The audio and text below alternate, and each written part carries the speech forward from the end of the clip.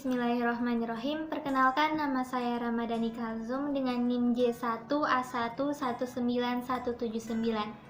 Di sini saya akan memaparkan materi mengenai definisi surveillance dan sejarah dari surveillance. Definisi surveillance. Apa sih itu surveillance? Menurut WHO, surveillance merupakan proses pengumpulan, pengolahan, analisis, dan interpretasi data secara sistematik dan terus-menerus, serta penyebaran informasi kepada pihak yang membutuhkan untuk mengambil tindakan. Nah, dari definisi ini dapat kita ketahui bahwa surveillance merupakan proses dari pengumpulan data, pengolahan data, analisis data, interpretasi data yang dilakukan secara sistematik dan terus-menerus. Jadi, surveillance itu dilakukan secara terus-menerus. Lalu bagaimana sejarah dari surveillance itu? Nah, pada abad ke-14 dan ke-15 terjadi wabah penyakit pneumonia yang disebabkan pes. Nah, wabah penyakit ini merupakan wabah penyakit menular, sehingga dikenal juga istilah Black Death. Hal ini dikarenakan banyaknya orang-orang yang menderita penyakit ini hingga mengakibatkan meninggal dunia. Nah, pada saat terjadi penyakit ini, Republik Venesia mengangkat pengawas kesehatan yang memiliki tugas untuk mendeteksi dan menolak kapal-kapal yang datang ke negaranya. Apalagi kapal-kapal yang melewati atau bahkan sempat singgah ke negara yang sudah terjangkit oleh wabah pes tersebut. Nah, deteksi yang dilakukan mereka ini merupakan salah satu kegiatan surveillance yang dilakukan secara primitif. Selanjutnya pada abad ke-16. Nah, pada abad ke-16 ini kegiatan pencatatan kematian itu sudah mulai dilakukan. Nah, pada abad ini negara-negara besar di Eropa itu melakukan pencatatan kematian akibat dari wabah pes sebelumnya. Pada abad ke-17, pencatatan kematian di abad ke-16 itu pun mulai diterbitkan. Dan pada masa ini pencatatan kematian itu juga mulai lebih diperhatikan, sehingga setiap minggu itu selalu dilakukan pencatatan kematian serta penyebab dari kematian itu sendiri. Selanjutnya pada abad ke-18. Nah, pada abad ke-18 Johann Peter melakukan kegiatan surveillance di Jerman dengan cara mengangkat polisi kesehatan yang memiliki tugas pengawasan kepada anak sekolah, ibu dan anak, serta pencegah kecelakaan, juga melakukan pengawasan terhadap sanitasi lingkungan. Nah, selanjutnya pada abad ke-19. Nah, pada abad ke-19 ini William Farr melakukan proses pengumpulan, pengolahan, analisis, serta interpretasi data.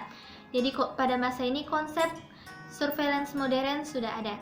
Selanjutnya pada abad ke-20. Nah, pada abad ke-20 ini konsep surveillance modern yang sudah ada itu makin banyak disorot serta makin banyak yang menerapkannya untuk melakukan pendekatan epidemi dan juga untuk mencegah terjadinya penyakit infeksi. Nah, mungkin itu saja yang dapat saya paparkan mengenai definisi serta sejarah dari surveillance. Terima kasih.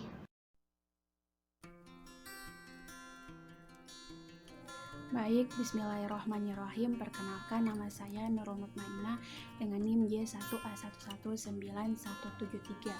Baik, saya akan melanjutkan penjelasan materi dari kelompok kami mengenai surveillance. Saya akan membahas ruang lingkup dari surveillance. Jadi, surveillance ini awalnya hanya dikenal dalam bidang epidemiologi saja, namun karena berkembangnya berbagai macam teori dari surveillance epidemiologi ini, surveillance menjadi cabang ilmu tersendiri dalam ilmu kesehatan masyarakat. Nah, cakupan dari surveillance ini tidak hanya mencangkupi morbiditas dan mortalitas saja, tetapi juga gizi, demografi, dan lain sebagainya. Nah, dalam kesehatan masyarakat, surveillance memiliki berbagai macam kegiatan inti. Yang pertama yaitu pendeteksian kasus atau case detection. Nah, case detection atau pendeteksian kasus ini adalah proses mengidentifikasi masalah atau kejadian kesehatan yang dimana yang diidentifikasi ini berasal dari sumber unit-unit penyedia sumber data kesehatan seperti rumah sakit dan juga puskesmas. Nah, kemudian setelah pendeteksian kasus ada pencatatan kasus. Pencatatan kasus ini adalah hasil dari identifikasi kasus itu dicatat. Kemudian yang ketiga yaitu ada konfirmasi. Setelah pencatatan kasus ada konfirmasi, yaitu evaluasi data dari ukuran-ukuran epidemiologi. Maksudnya di sini adalah data-data yang sudah dicatat tadi dievaluasi kembali begitu. Evaluasi ukuran-ukuran epidemiologi, maksudnya dievaluasi frekuensi, determinan, dan distribusi kasus atau masalah kesehatan tersebut. Kemudian setelah konfirmasi ada pelaporan. Jadi hasil dari sebelumnya itu yang berupa informasi, data itu dilaporkan kepada pihak-pihak yang membutuhkan, seperti pihak-pihak yang berperan dalam penanggulangan dan peningkatan program-program kesehatan. Nah, kemudian setelah pelaporan ada analisis data atau data analysis. Nah, analisis data ini adalah hasil pelaporan data sebelumnya itu dianalisis kembali untuk ditentukan indikator atau tingkat masalah kesehatannya. Maksudnya tingkat urgentnya seperti apa, apakah ini ringan, sedang, atau berat. Kemudian setelah analisis data ada respon. Respon ini yang pertama ada respon segera. Apabila data atau masalah sebelumnya itu setelah dianalisis itu bersifat urgent, seperti ada wabah, pandemi, itu harus dilakukan respon segera atau siap siaga gitu. Respon harus langsung secepatnya gitu. Kemudian selain respon segera ada respon terencana. Apabila data kesehatan tersebut mengandung atau dapat digunakan sebagai peringatan dini, maka dilakukanlah respon yang terencana. Baik, selanjutnya saya akan membahas ruang lingkup dari surveillance.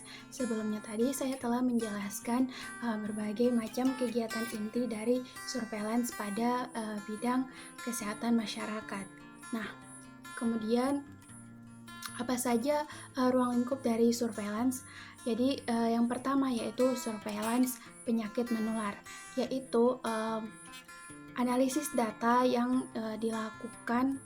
Proses analisis data yang dilakukan secara terus-menerus dan sistematis pada penyakit menular dan faktor risikonya guna untuk upaya pemberantasan penyakit menular, seperti pada penyakit demam berdarah dan juga penyakit malaria. Kemudian yang kedua yaitu surveillance penyakit tidak menular, yaitu proses analisis data yang dilakukan secara terus-menerus dan sistematis terhadap penyakit tidak menular dan faktor risikonya guna untuk upaya pemberantasan penyakit tidak menular, seperti pada penyakit hipertensi. Kemudian surveillance kesehatan lingkungan dan perilaku, yaitu proses analisis data secara terus-menerus dan sistematis terhadap kesehatan lingkungan atau upaya-upaya untuk penyehatan lingkungan, seperti pada upaya sanitasi lingkungan dan juga PHBS, guna untuk mendukung program-program atau meningkatkan program-program penyehatan lingkungan. Kemudian yang ketiga yaitu surveillance kesehatan, yaitu proses analisis data yang dilakukan secara terus-menerus dan secara sistematis terhadap masalah-masalah kesehatan, seperti masalah-masalah kesehatan tertentu seperti kesehatan ibu dan anak, kesehatan gizi, dan sebagainya, guna untuk meningkatkan program kesehatan-kesehatan tertentu ini, seperti program kesehatan ibu dan anak, seperti imunisasi dan sebagainya. Kemudian yang keempat yaitu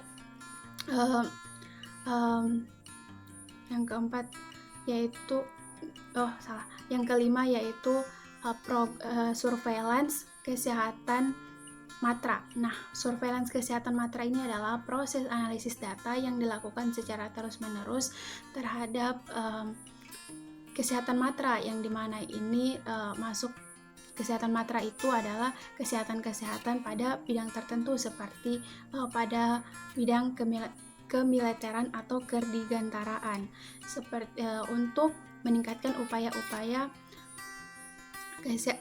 kesehatan pada bidang pada kesehatan matra ini, seperti upaya kesehatan militer. Nah, seperti itu. Mungkin itu saja.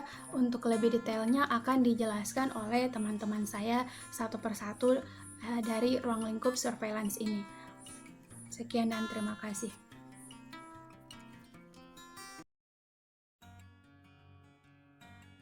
Warahmatullahi wabarakatuh.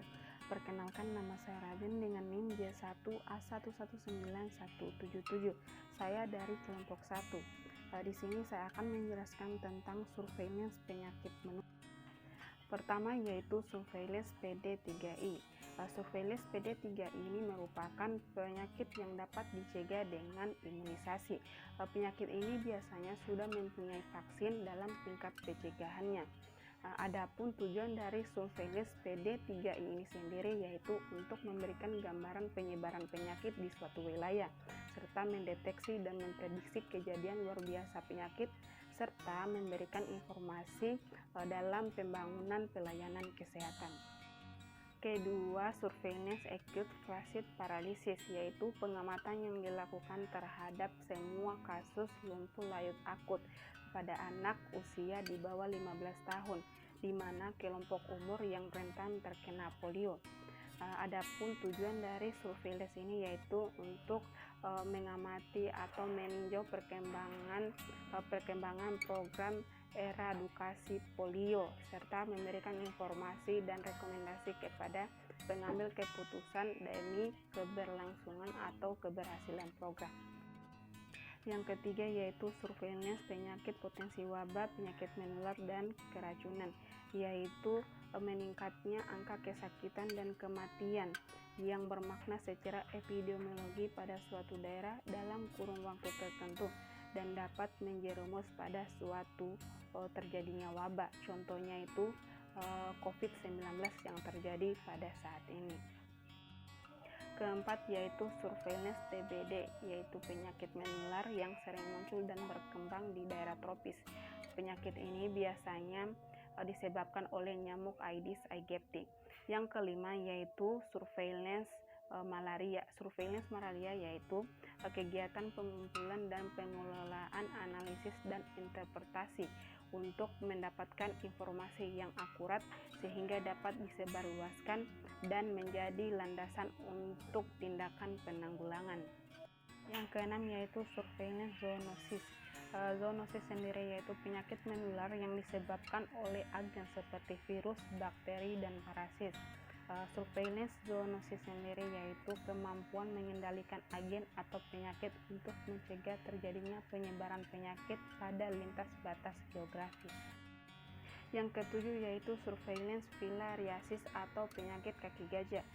Penyakit menular tahunan ini biasa disebabkan oleh nyamuk Mansonnia dan Anopheles. Yang kedelapan yaitu surveillance tuberkulosis. Tuberkulosis atau sering dikenal dengan TBC merupakan penyakit menular yang menyerang paru-paru. Penyakit ini biasa disebabkan oleh kuman Lactobacillus tuberculosis.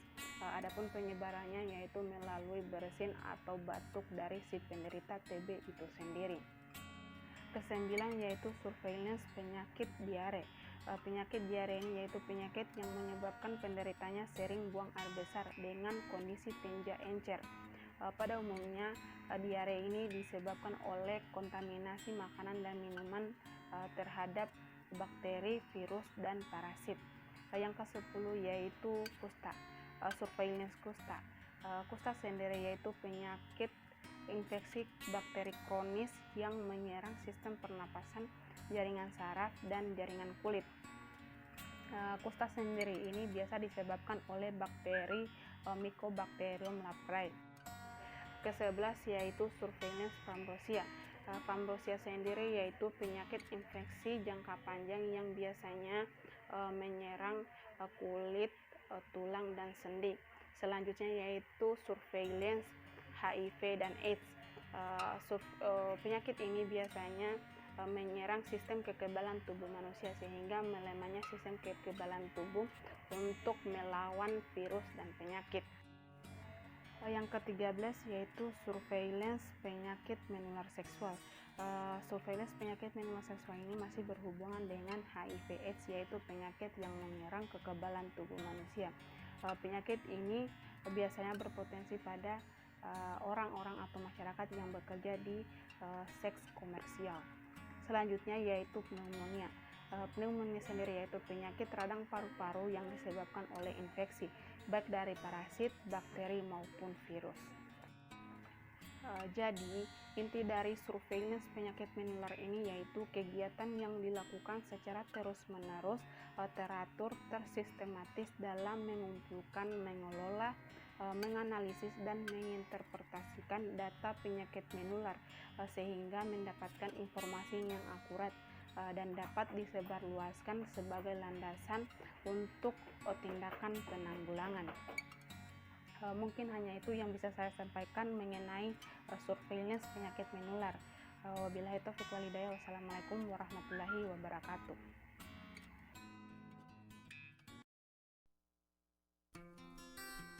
Assalamualaikum warahmatullahi wabarakatuh. Perkenalkan, nama saya Riri Restu Adelia dengan NIM J1A1119181.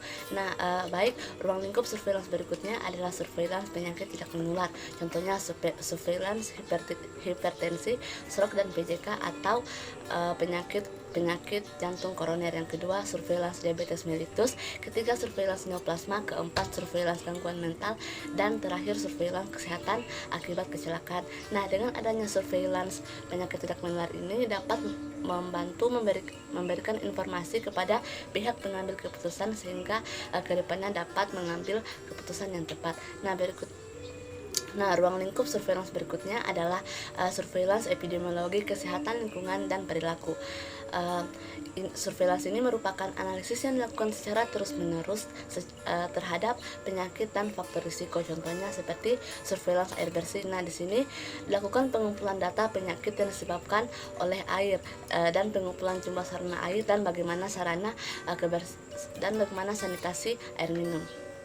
Berikutnya adalah surveillance tempat-tempat umum yang dilakukan analisis yang dilakukan di tempat umum untuk mencegah kerugian yang ditimbulkan penyakit tempat umum seperti tempat ibadah, bioskop, mal. Selanjutnya adalah surveillance pemukiman dan lingkungan pemukiman. Di sini dilakukan analisis penyebab penyakit yang ada di sekitaran lingkungan rumah seperti nyamuk sebagai vektor dan tikus. Berikutnya adalah surveillance limbah industri rumah sakit. Rumah sakit sebagai sarana kesehatan, tempat berkumpulnya orang sakit maupun orang sehat, dapat menjadi tempat penularan penyakit serta memungkinkannya terjadi pencemaran di lingkungan dan gangguan kesehatan. Surveillance ini merupakan salah satu kegiatan yang digunakan untuk memantau kesehatan lingkungan agar dapat menganalisis pengelolaan limbah dari rumah sakit. Berikutnya ada surveillance vektor penyakit. Di sini dilakukan pengamatan secara terus-menerus yang bertujuan untuk memahami dinamika penularan penyakit dan upaya pengendaliannya. Berikutnya ada surveillance kesehatan dan keselamatan kerja, dan terakhir surveillance rumah sakit dan sarana pelayanan kesehatan lainnya termasuk infeksi nosokimial. Terima kasih.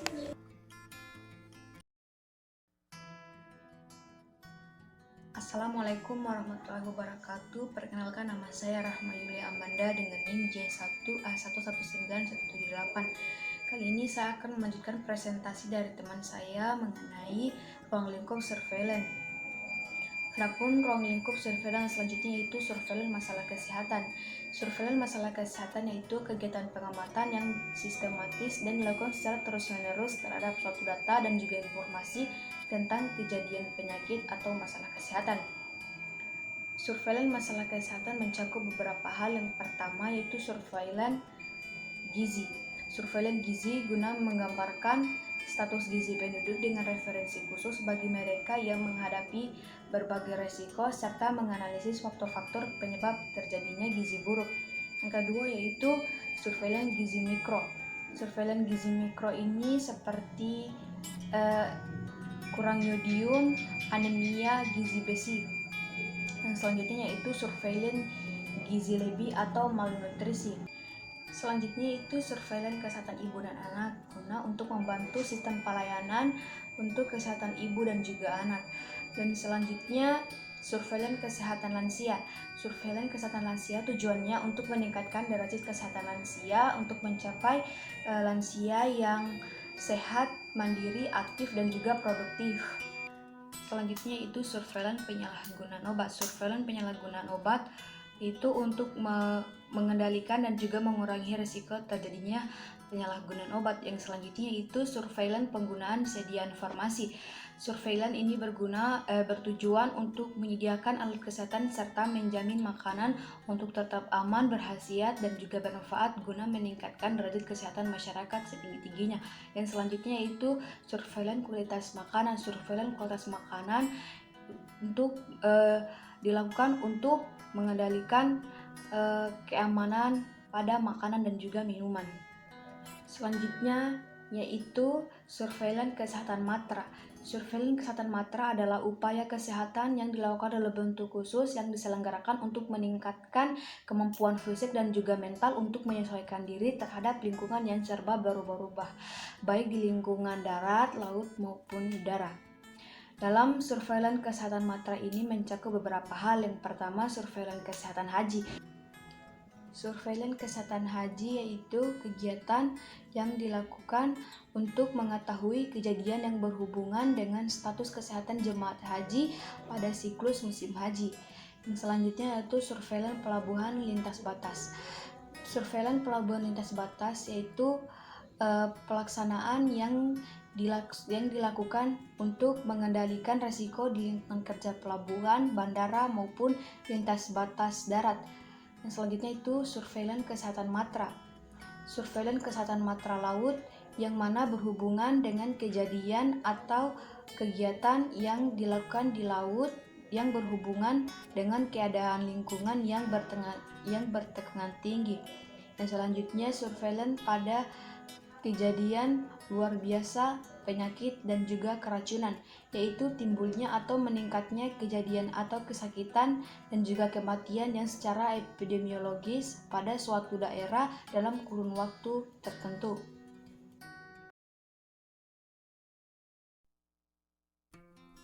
Assalamualaikum warahmatullahi wabarakatuh.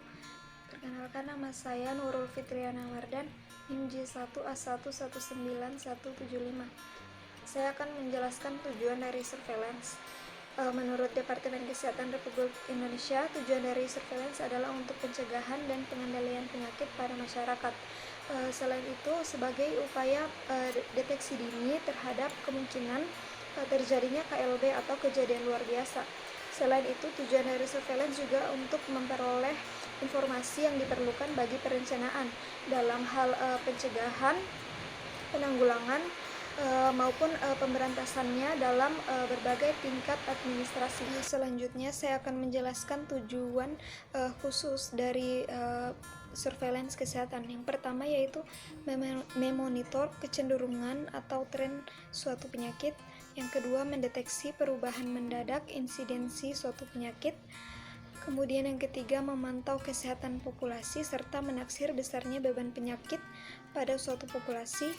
Yang keempat, menentukan kebutuhan kesehatan prioritas, membantu dalam perencanaan, implementasi, monitoring, dan evaluasi program kesehatan. Yang kelima, mengevaluasi cakupan dan efektivitas program kesehatan. Yang keenam, mengidentifikasi kebutuhan riset.